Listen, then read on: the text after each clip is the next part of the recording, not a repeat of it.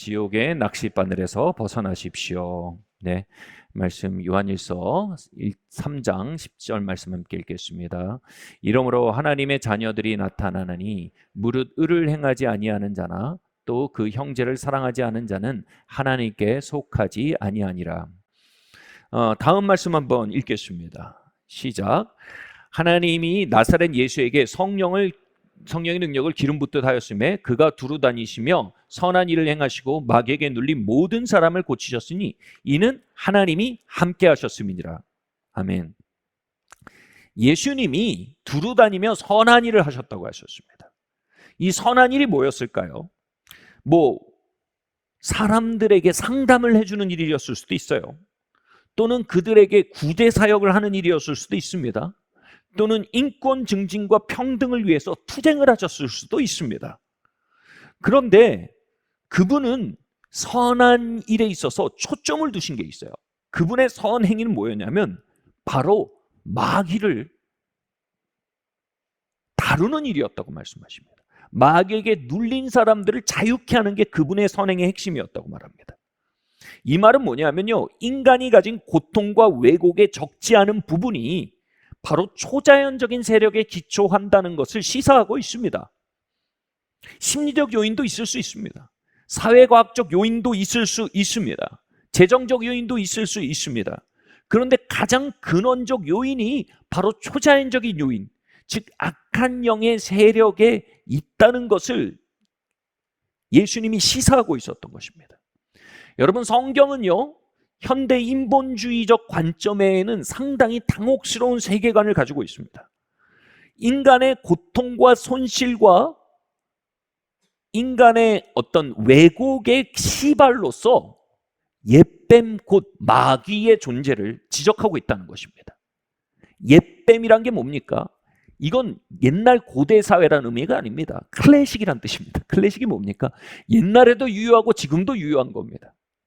바로 인간의 고통과 인간의 손실과 인간의 왜곡의 정말 근원적인 이유로서 마귀와 그 졸개된 악한 영들을 지적하고 있는 것이 바로 성경의 가르침인 것입니다. 다시 말해 우리의 삶의 근원적인 문제들을 해결하고 정말 우리의 삶에 진정한 치유가 일어나고 진정한 회복이 일어나고 진정한 증진이 일어나고 진정한 바로잡힘이 일어나기 위해서는 반드시 우리는 우리의 삶에 마귀의 문제들을 다뤄가야 한다는 사실을 명료하게 얘기하고 있는 것입니다. 예수님은 한 사람 한 사람의 삶을 고치기 위해서 그들에게 마귀에게 눌려져 있는 상태에 대해서 뭔가 조치를 취하셨습니다. 이 마귀에게 눌려있다라는 말은 뭐냐면 마귀에게 억압당하고 통치당하고 있다는 뜻입니다. 바로 성령의 능력으로 마귀의 통치를 깨뜨리고요, 그 마귀의 통치를 그에게서 내어쫓고요, 성령님을 통해서 하나님께서 그 삶을 다스리게 하실 때 여러분, 거기에 진정한 치유와 회복과 자유와 축복과 번영이 있다는 것을 성경이 증거하고 있는 것입니다.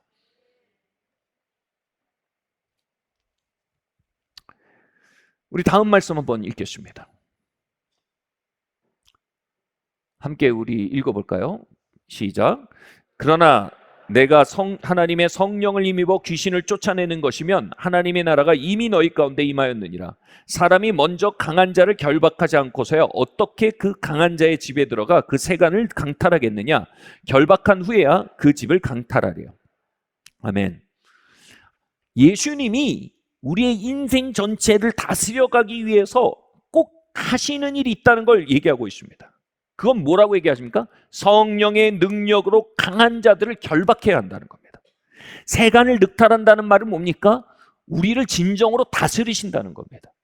우리의 감정과 우리의 지성과 우리의 의지와 우리의 건강과 우리의 관계들과 우리의 가정과 우리의 소유와 우리의 삶의 각 국면을 주님께서 진짜로 다스리시고 하나님께서 진짜로 통치하시기 위해서는 필수 불가결한 과정이 있다는 겁니다.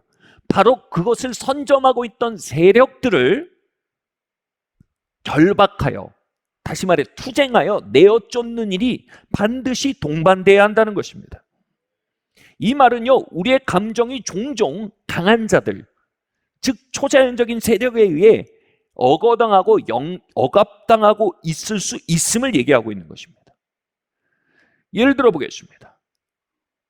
정말 앞뒤 없이 밑도 끝도 없이 버럭버럭 하는데 그 버럭버럭 하는 게 상당히 초자연적인 버럭버럭이 있어요.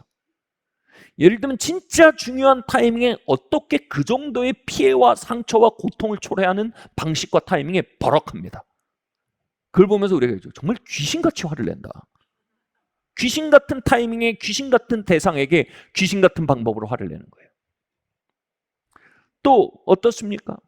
우리의 감정이 수치감과 의기소침에 억눌려 있으면 정말 우리의 삶의 중요한 기회와 관계들 앞에서 우리가 용기 백배하여 걸어나가고 선택해야 할 앞에서 오히려 수치감과 무력감에 사로잡혀서 후퇴함으로 하나님이 주신 유업에 들어가지 못하도록 뒤로 당겨지는 일들이 있다는 것입니다. 물론 여기엔 심리적 기제들이 있습니다. 그러나 심리적 기제 너머에 분명히 우리의 정신과 우리의 혼에 영향을 미치고 있는 악한 영의 실제에 대해서 성경은 증거하고 있다는 것입니다. 우리에게 그러한 일들이 저하되고요, 그리고 하나님의 기회가 증진되고 하나님 주신 관계들이 증진되고 하나님이 주신 축복들이 증진되게 해서 우리는 우리의 감정들의 안에 있는 견고한 진들을 다루어 나가기 시작해야 합니다. 또한요, 우리의 삶의 강한 자들은 우리의 육체를 억어하기도 합니다. 예수님께서 뭐라고 하셨습니까? 이 벙어리 되게 하고 귀먹게 하는 귀신아 그 몸에서 떠나라 이러셨습니다. 여러분, 다른 사람이 이렇게 얘기하면 이런 원시적인 세계관을 가지고 이런 개화되지 않고 계몽되지 않은 소리를 할 수 있나 이렇게 할 수 있는데, 문제는 뭐예요? 그 얘기하신 분이 예수님이에요. 우리 주님이세요. 우린 예수님을 닮아야 해요. 아멘?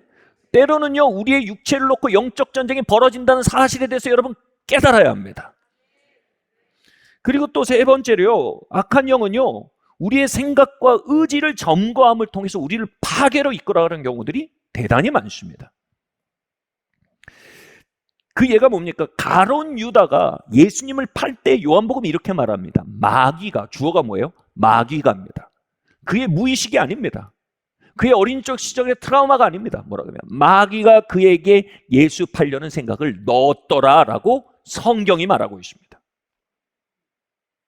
그 결과 뭡니까? 그 생각과 그 의지 가운데 억어담을 통해 그가 3년 동안 몸담았던 예수 제자 공동체에서 스스로 걸어 나왔을 뿐 아니라 그를 사랑하고 그를 돌보던 멘토를 팔아넘겼을 뿐 아니라, 그리고 그 결과 벌어진 일들에 대해 스스로 감당할 수 없는 죄책감과 충격으로 인해 스스로를 목매달아 죽게 되었습니다. 일이 어디서 시작되고요? 마귀가 그의 생각에 거점을 잡기 시작한 겁니다. 다시 말씀드립니다. 이건 원시적인 세계관이 아닙니다. 이건 우리가 진리로 고백하는 성경의 세계관입니다. 아멘? 이 일은 오늘도 우리의 삶 가운데 벌어지고 있습니다. 얼마나 많은 이들의 생각이, 여러분, 파괴적인 생각이 심겼을 때 그것을 바르게 다루지 않으므로 그의 삶에 감당할 수 없는 결과를 가져오는 일이 얼마나 많습니까? 우리의 의지들이 얼마나 파괴와 죄와 어두움을 향해서 오리엔테이션 되어 있을 때가 많습니까? 예수님께서 말씀하십니다. 하나님은 먼저 우리 안에 있는 강한 자들을 결박하여 내어 쫓임으로 하나님의 성령과 하나님의 통치가 우리의 지정의와 우리의 삶을 온전히 다스리게 하시기를 원한다는 것입니다. 아멘. 더 많은 분들이 수치의 억압에서 노임받기를 원합니다. 분노항심에서 노임받기를 바랍니다. 파괴적인 생각과 충동에서 노임받기를 원합니다. 파괴적인 습관에서 노임받기를 원합니다. 병마와 왜곡에서 노임받기를 예수님의 이름으로 축원합니다. 여러분, 예수님의 이름에 능력이 있습니다. 그 이름으로 구하십시오. 그 이름으로 선포하십시오. 그 이름을 높이십시오. 그분의 가르침을 따르십시오. 진리를 알지니 진리가 너희를 자유케 하리라. 무엇으로부터의 자유입니까? 바로 원수의 억압으로부터의 자유입니다. 아멘. 우리에겐 자유가 필요합니다. 저는 여러분 어떤지 모릅니다. 그러나 저에겐 더 자유가 필요합니다.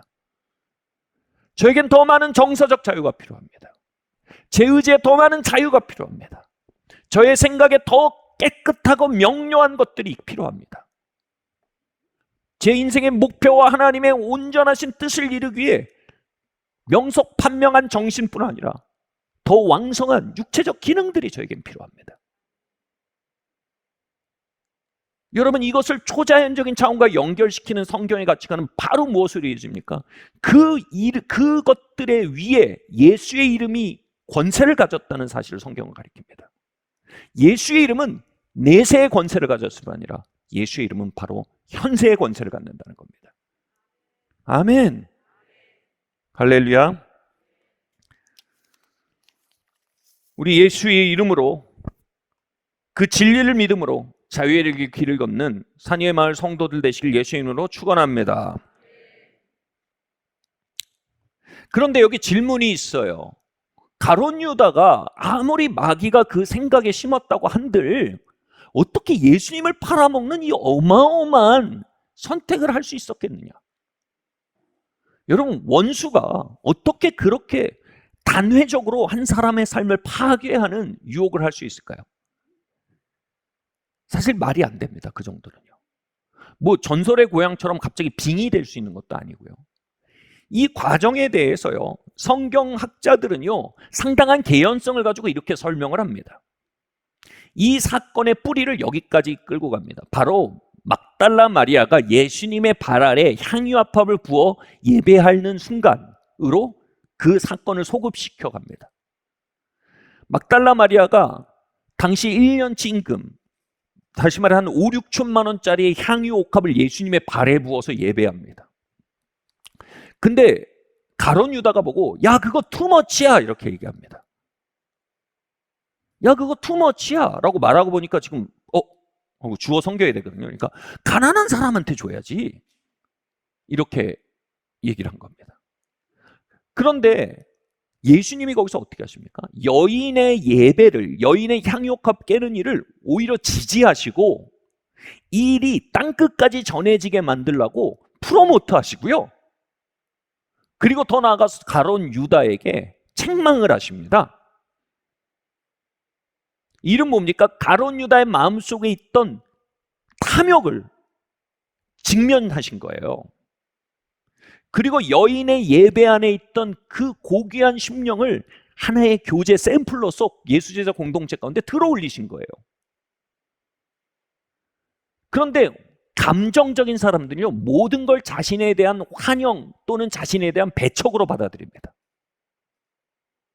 가룟 유다 자신에게 회개의 기회를 주신 건 보이지 않아요. 그냥 자기가 배척당했다고 생각한 겁니다. 그래서 가룟 유다의 마음속에 쓴 마음이 시작된 겁니다.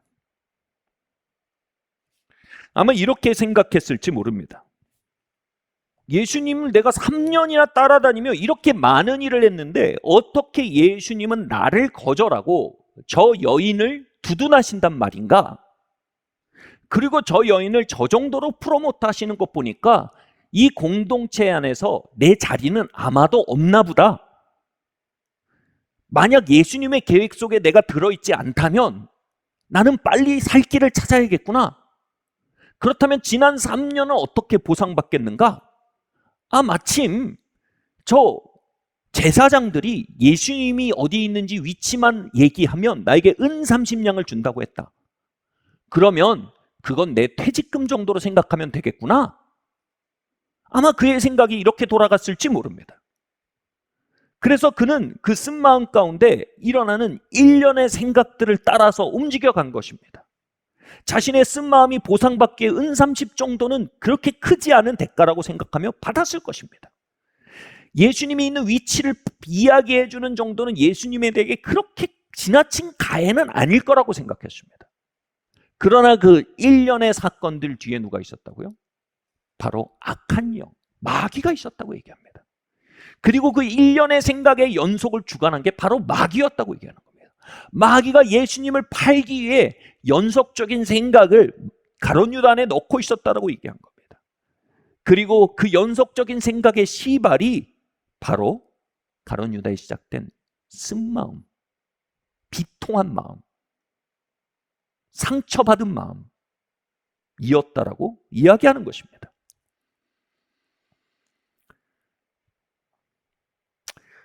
여러분, 마음 상하는 것은요, 우리의 삶에 매우 빈번히 만나는 사건입니다. 그런데 그 마음 상함 안에는요, 사단이 우리의 영혼에 파고들게 하기 위해서 심어놓은 바늘끝이 들어 있습니다. 이번 주 월요일 날, 저희 목회자는 월요일 날 이제 오프데이인데 쉬는데 몇몇 목사님들과 함께 제가 거의 안 하던 일인데 낚시를 같이 갔습니다. 이제 낚시 바늘에다가 제가 처음에는 지렁이를 깨야 되는데 지렁이를 그냥 대충 깼어요. 지렁이가 이렇게 있으면 이렇게 깨버리면 뭐예요? 바늘이 다 보이잖아요. 이렇게 깨버렸어요. 귀찮거든요. 그리고 좀 끔찍하더라고요, 이걸. 그래서 그냥 이렇게 깨버려서 내는데 아무리 해도 안 잡히는 거예요. 그래서 다시 꺼내서 선장님이 가르쳐준 방법대로 깨는데 어떻게 하면 지렁이가 이렇게 있으면 바늘을 이렇게 몸을 훑어서 꽂아야 되는 거예요. 그래서 지렁이 몸 전체에 바늘이 들어가게 해서 바늘이 전혀 보이지 않게 만들어야 되는 거예요. 그러면 겉으로 보면 영락없이 지렁이에요. 그렇게 해서 내렸는데요. 이게 바늘이 2개 달린 낚시였는데 얼마 지나지 않아 2마리가 올라온 거예요.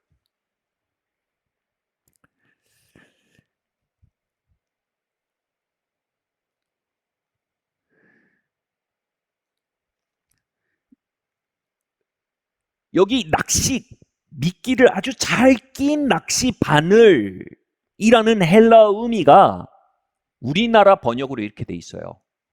실족이라는 단어로 번역돼 있어요. 이게 영어로 offense예요. offense가 뭐냐면 마음 상함이에요. 바꿔 말할게요. 우리의 삶에서 만나는 크고 작은 마음 상함들은요, 그 바늘지가 아주 교묘하게 감춰져 있는 사단의 낚싯바늘이다 라는 의미를 가진 헬라어입니다. 다시 말해 가룟 유다는요, 예수님이 진리를 말할 때 오히려 그것에 마음이 상했고요, 그 마음 상함 너머에는요, 사단의 그의 의식과 정신과 그의 생각을 향한 낚싯바늘이 들어있었던 겁니다. 그리고 그 낚싯바늘이 그의 영혼에 깊이 들어왔을 때 이제 그는 더 이상 저항할 수 없을 정도로 사로잡힌 존재가 되었던 것입니다. 제가 2마리 물고기를 끌어올렸을 때 어떻게 했을까요? 우리 불교 신자분들은 방생을 하곤 합니다. 그러나 우리 크리스찬들은 주님께 감사의 기도를 드리고 회를 쳐서 먹죠. 그래서 회를 쳐서 먹었습니다. 여러분, 마귀는 우리를 방생하기 위해서 낚지 않습니다. 마귀는 죽이고 빼앗기고 도적질하는 존재라고 예수님께서 명료히 하셨습니다. 마귀는 우리에게 배불려 주려고 지렁이 미끼를 달지 않습니다. 죽이고 빼앗고 도적질하게 우리를 낚는 것입니다. 우리의 부르심을 탈탈 털어내는 것입니다. 우리의 예배를 탈탈 털어내는 것입니다. 우리의 정서적 육체적 건강을 탈탈 털어내는 것입니다. 우리의 삶의 정말 중요한 관계들을 빼앗아가는 것입니다. 그 시작이 뭐라고요? 쓴마음입니다. 마음 상함들입니다. 다음 말씀 한번 보겠습니다. 에베소서 말씀 함께 읽겠습니다. 시작. 분을 내어도 죄를 짓지 말며 해가 지도록 분을 품지 말고 마귀에게 틈을 주지 말라. 아멘. 여러분, 분을 낸다는 건 뭡니까? 고통을 겪었다는 겁니다. 분노는요, 고통에 대한 반사작용입니다. 우리가 고통을 겪을 때, 분노가 일어날 때, 여러분, 이건 자연스러운 일입니다. 근데 여기 뭐라고 말합니까? 죄를 짓지 말아서 마귀에게 틈을 주지 말라고 말합니다. 그게 쓴마음이 되게 하지 말라는 겁니다. 그게 원한이 되게 하지 말라는 겁니다. 그게 복수심이 되게 하지 말라는 겁니다. 그게 앙심이 되게 하지 말라는 겁니다. 그게 블레임 시프트, 탓 돌리기가 되지 하지 말라는 겁니다. 그렇게 하는 게 어떻게 되는 거냐고? 그런 식으로 마음이 오펜드, 상해버리면 어떻게 된다고요? 원수에게 틈을 주게 된답니다. 원수에게 틈을 준다는 건요, 지배할 거점을 주다라는 뜻이 됩니다. 우리가 어떻게 물고기 전체를 지배할 수 있게 됩니까? 낚시바늘이라는 것을 통해 틈을 얻게 되는 것입니다. 여러분, 고통의 문제, 분노의 문제를 잘못 다루는 것은요, 마귀에게 틈을 주는 것입니다. 우리의 삶에 대한 통치권을 내어주는 것입니다.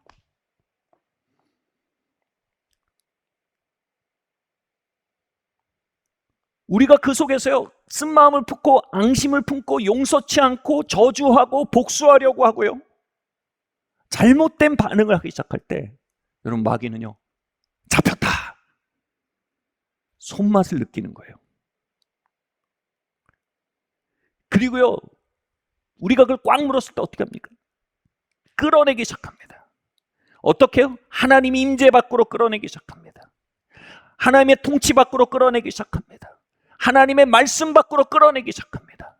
이전에는 하나님의 임재가 너무나 달콤했습니다. 그런데 이제는 점점 하나님의 임재에 나아가는 일이 무거워집니다. 아주 건조합니다.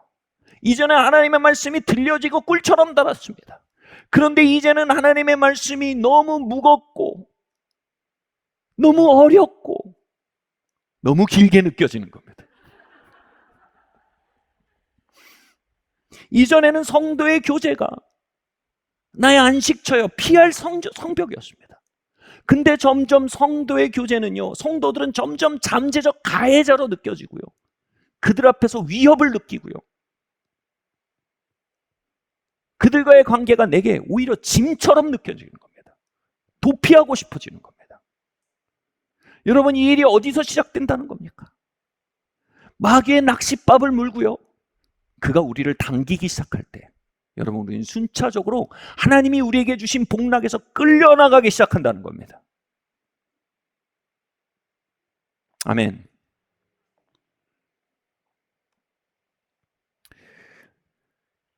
저희가 낚시배를 탔었는데요, 정말 흥미로웠어요. 낚시배를 타고 가서 어느 지점에 가니까 이미 거기에 이제 파킹 이게 표시가 있더라고요. 부표가 있어요. 그 부표에다가 이렇게 줄을 던져서 걸고 거기서 낚시를 하는 거예요. 다시 말해서요, 그 낚시배가 10여 년 동안 영업을 하셨는데 매일 똑같은 장소에 두세 팀을 싣고 온답니다. 똑같은 파킹랏에 들어가서 똑같은 낚싯대를 또 다 나눠줘요. 그럼 똑같은 낚시대가 똑같은 낚시배로부터 내려와요. 근데 웃기는 건 매일같이 낚여요. 이 물고기들이 학습을 못하는 거예요. 얘네들이 학습이 안 되는구나. 우리가 간 그 전팀도 거기서 낚시했다는 거예요. 전팀은 몇 마리 낚았어요? 막 그러더라고요. 근데 똑같은 데 가서 또 똑같은 거 하는데 똑같이 잡혀요.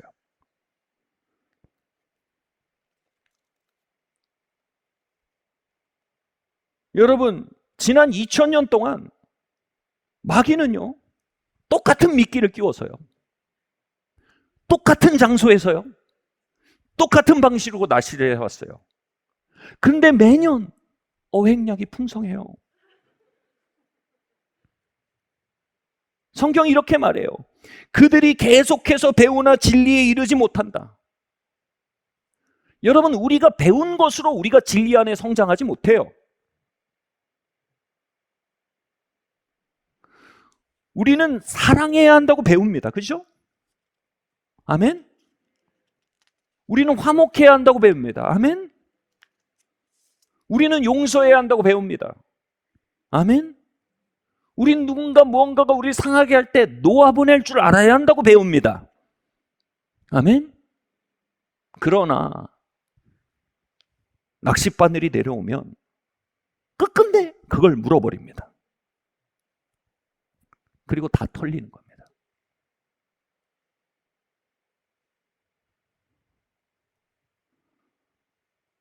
왜 그렇습니까? 정작 고통이 오면요, 우리가 배운 걸 까맣게 잃어버리는 겁니다. 우리가 영적인 붕어가 돼버리는 겁니다. 언제 용서해야 합니까? 고통당할 때입니다. 언제 화목해야 합니까? 고통당할 때입니다. 언제 놓아버린 법을 배워야 합니까? 고통당할 때입니다. 그런데 일단 고통이 오면요, 다 잃어버립니다. 배운 대로 고통 속에서 배운 것으로 고통을 다스리는 게 아니라 고통에 사로잡혀서 배운 걸 짓뭉개 버리는 겁니다. 히브리서 말씀은 이렇게 말합니다. 같이 한번 읽겠습니다. 시작. 그가 아들이시면서도 받으신 고난으로 순종함을 배워 온전케 되었은즉. 여러분, 배운 것은 어떻게 하기 위함입니까? 시험 때 시험 잘 보라고 배운 겁니다. 아무리 배웠어도요, 시험 때 밀렸으면 끝나는 겁니다. 아무리 잘 배웠어도요, 시험 때 답지를 제대로 쓰지 않으면 끝나는 겁니다. 여러분, 성경에서 시험의 다른 말이 바로 고통입니다. 고통. 여러분, 우리가 계속해서 배운 것은요, 고통 속에서 바른 답을 쓰게 하기 위함입니다. 우리가 그때 딴 답 쓰면 배운 건 아무 의미가 없는 겁니다. 시험 때 엎드려 자버리면요, 뭘 배웠든지 아무 소용이 없는 겁니다. 여기 이렇게 말합니다. 예수님일지라도 고통 가운데 순종함을 배워 온전케 되었다. 이 말이 뭡니까? 예수님일지라도 고통 가운데서 배운 대로 행하시는 것을 통해 성장하고 자격을 얻었다는 이런 의미입니다. 아멘? 여러분, 자격을 얻는다는 말이 얼마나 중요합니까? 자격을 얻는다는 건 신임을 얻는 겁니다. 예수님일지라도요, 예수님에게 하나님이 능력을 맡기기 위해서 예수님이 테스트를 통과하셨다는 거예요. 그 테스트를 통과하고 신임을 얻으셨다는 거예요. 예수님마저도요. 그 영향력을 하나님 맡기시기 위해서 시험을 통과하셔서 합격점을 주셨다는 겁니다. 그분에게 그러한 계시와 그러한 기름 부음과 그러한 권세를 맡기기 위해서 그분도 시험을 봐야 했는데 우리도 시험을 보는 것을 당연히 여겨야 한다는 것입니다. 할렐루야. 근데 시험은 뭐예요? 배운 대로 써야 돼요. 시험이 아닐 때, 평온할 때 배운 것으로요, 시험에서 써야 돼요. 그럴 때 비로소 뭐예요? 비로소 우리가 진보하기 시작합니다. 그리고 비로소 알게 됩니다. 그 모든 것이 그냥 우발적으로 벌어지는 사건, 사고만이 아니라 그 안에 분명히 중간고사, 기말고사가 있었음을 알게 됩니다. 그리고 그 시험을 바르게 통과할 때마다 다음 스테이지로 나아가는 경험을 하게 됩니다. 신임이 잘하는 걸 경험하게 됩니다. 삶이 진보하는 걸 경험하기 시작하는 것입니다. 아멘. 여러분, 최근에 여러분 중간고사 어디였습니까? 최근에 여러분 기말고사는 언제였습니까? 여러분 거기서 배운 대로 쓰셨습니까? 아니면 쓴 마음대로 쓰셨습니까?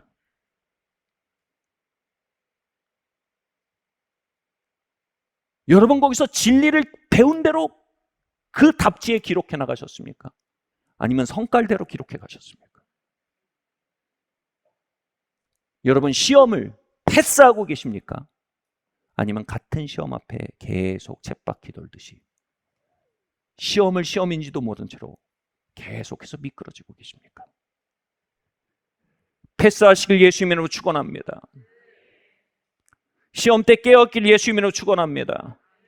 시험 때 고통 속에서 배운 대로 사시길 예수 이름으로 축원합니다. 다음 이야기를 한번 보겠습니다. 한번 말할까요? 시작. 인생의 스파링 파트너를 대면하라. 시편 92편 13절 말씀 함께 읽겠습니다. 이는 여호와의 집에 심겼으며 우리 하나님의 뜰에서 번성하리로다. 아멘. 여러분, 사단이 우리에게 하는 낚시는요, 우리를 생명의 강에서 이끌어내고요, 믿고 고백하던 말씀 밖으로 이끌어내고요, 성도의 교제, 공동체, 교회 밖으로 끌어냅니다. 하나님은 우리를 여호와의 집에 심어서 그곳에서 자라게 한다라고 성경은 기록하고 있습니다. 여호와의 집에 심겨서 자랄 때 비로소 우리가 번성할 수 있다고 얘기합니다. 아멘. 여호와의 집은 뭡니까? 하나님의 아버지로 모신 형제 자매들의 모임입니다. 교회입니다. 하나님은 우리를 교회에 심으셨습니다.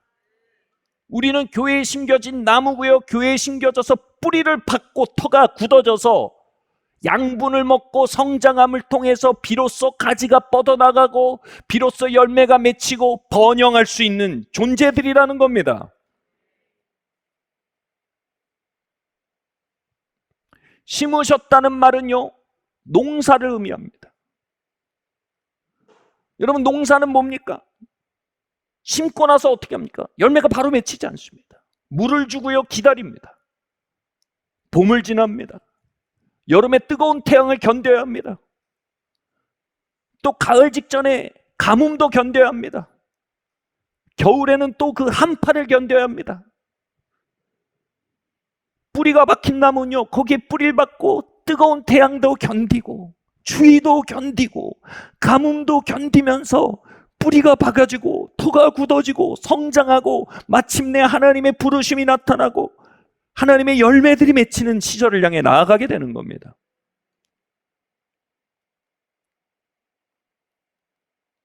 그러나 우리는 농부의 사이클이 아닌 갬블링의 사이클을 가지고 있습니다.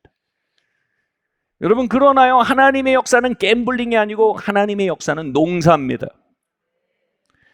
우리가 어떤 하나님의 간증을 듣거나 하나님이 주시는 치유와 복락의 이야기를 들을 때 우리의 마음속에서 이런 생각이 들어요. 아, 내가 잘못된 곳에 있는 거 아닌가 혹시?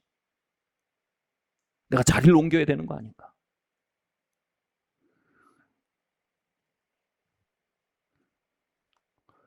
신학생일 때 제가 정말 어려운 관계들을 자꾸 만났습니다.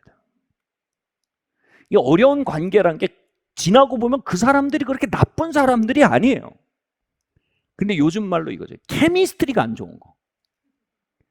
이 사람의 어떤 것과 나의 어떤 것이 만나서 화학작용을 일으키면 치명적인 독소처럼 느껴지는 거예요. 너무 고통스러운 거죠. 그러니까 다시 말해, 케미스트리가 안 좋은 리더도 만나고요. 케미스트리가 안 좋은 팔로워도 만나고요. 아주 케미스트리가 안 좋은 동료도 만났습니다. 제가 이전에 하던 습관대로 옮겨가려고 하면 성령께서 이런 감동을 주셨습니다.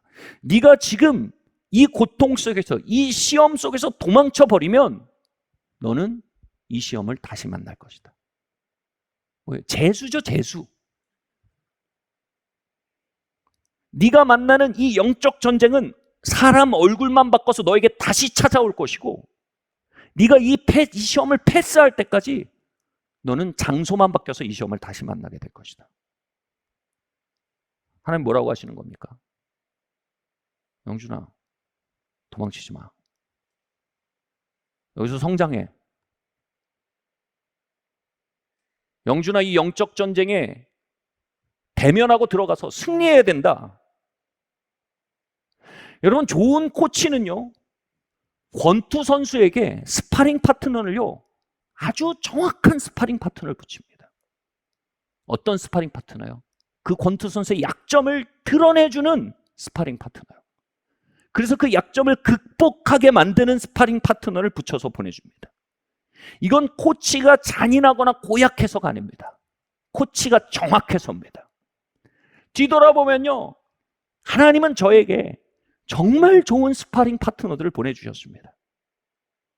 챔피언의 정신을 가진 선수들은요, 자신의 스파링 파트너에 대해서 불평하지 않습니다. 그것이 자신이 성장하고 극복해야 할 자신의 링임을 받아들입니다. 아멘. 우리는 우리의 상처를 자극하는 관계들을 만납니다. 어디서요? 동창 모임이요? 괜찮습니다. 직장에서요? 괜찮습니다. 하나님의 집에서 만난다 이겁니다. 아멘. 아멘 안 하고 싶지만 아멘입니다. 그렇죠? 우리의 판단과 정죄를 자극하는 케미스트리를 가진 사람을 만나게 된다는 겁니다. 그래서 거기서 우리가 가질 수 있는 태도는 두 가지 중에 하나입니다. 코치가 너무하다. 그리고 이 스파링은 과하다라고 말합니다. 이 속에는 불신과 피해의식이 있습니다. 그리고 정확하게 이 안에는 루저의 영이 있습니다. 그건 절대 챔피언의 영이 아닙니다. 여러분, 루저의 영을 씻어내시길 바랍니다. 영적 챔피언이 되시길 바랍니다. 다른 하나는 이것입니다. 나를 향한 코치의 계획은 완전하고 정확합니다. 이 속에서 나의 약점이 드러나고 나의 상처가 들어가고 나의 육성이 드러나고 그것을 정복하고 극복하기 위한 최선의 자리의 힘을 내가 믿습니다. 나는 여기에서 뿌리박고 하나님의 은혜를 구해서 이곳에서 성장할 겁니다. 아멘. 여러분, 이기는 습관이란 책이 있습니다. 이기는 습관이 있다면 지는 습관도 있는 겁니다. 여러분, 여러분의 인생에 대해서 지는 습관을 가지고 계십니까? 이기는 습관을 가지고 계십니까?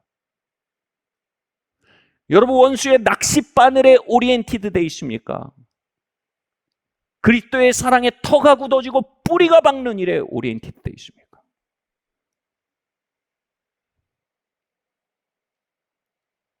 루저의 영을 가지기 시작할 때 우리의 삶을 인도하는 것은 원수의 낚싯바늘이 됩니다. 이곳저곳을 옮겨다닙니다. 여러분, 그 낚싯바늘은요, 다시 남편과 아내와의 관계에 역사합니다. 자녀를 향해서도 역사합니다. 인생의 핵심 관계들 안에도 그 낚싯바늘이 주도하게 됩니다. 뭔가 딱 트리거가 걸리면요, 결혼, 서약도 중요하지 않은 게 돼버립니다. 내가 낳은 자식인데도 중요하지 않게 됩니다. 마음을 닫게 됩니다. 마음속으로 파이어, 해고해버리는 겁니다. 그 안에 있는 성장회로의 부름과 그 안에 있는 변화회로의 부름에 응답하기보다 사단의 낚싯바늘이 그를 당기기 시작합니다. 다른 사람과 산다면 넌 좀 더 낫지 않겠느냐? 네 자식은 왜 이러냐? 다른 집 자식이면 좀 더 낫지 않겠느냐? 네 부모는 왜 그러냐? 다른 부모면 좀 더 낫지 않겠느냐? 대상의 문제가 아닙니다. 낚시의 문제입니다.